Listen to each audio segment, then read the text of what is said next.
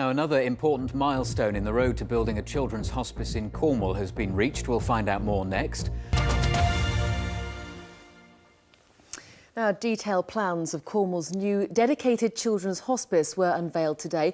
Little Harbour, as it will be called, will provide long-term and short-term beds for 8 sick children and their families. Well, our Cornwall reporter, Eleanor Parkinson, has been talking to one family who've been campaigning hard for the much-needed facility. Matt and Claire Way know only too well the trauma of having a terminally sick child. Their 4-year-old son, Joe, died last May. He was born with Angelman syndrome. He went on to develop Stephen-Johnson syndrome, which damaged his organs and left him prone to repeated infections. Joe and his family never got the chance to benefit from a children's hospice. The nearest one was in Devon, and Joe was simply too sick to travel that far. We had four appointments to Littlebridge House, and we had to miss them all, unfortunately, because Joe was so ill. And it's not just about having respite care. Again, the hospice give a lot of support behind the scenes to families, and for a lot of families it can make the difference between them actually getting through these times as a family, you know, or not. Finally, though, people in Cornwall get the chance to see what the county's new children's hospice will look like. The plans were shown to staff at Radio Cornwall.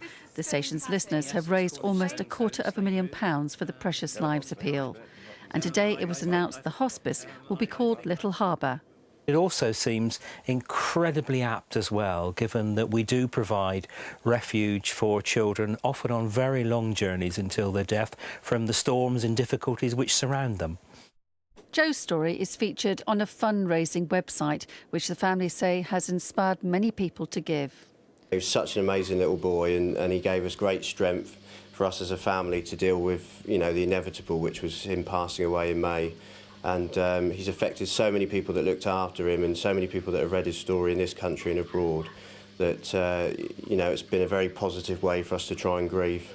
In fact, this family's efforts have raised more than £25,000. And because of their work and that of many other fundraisers, the new hospice is now no longer a dream, but a reality. Eleanor Parkinson, BBC Spotlight, Cornwall.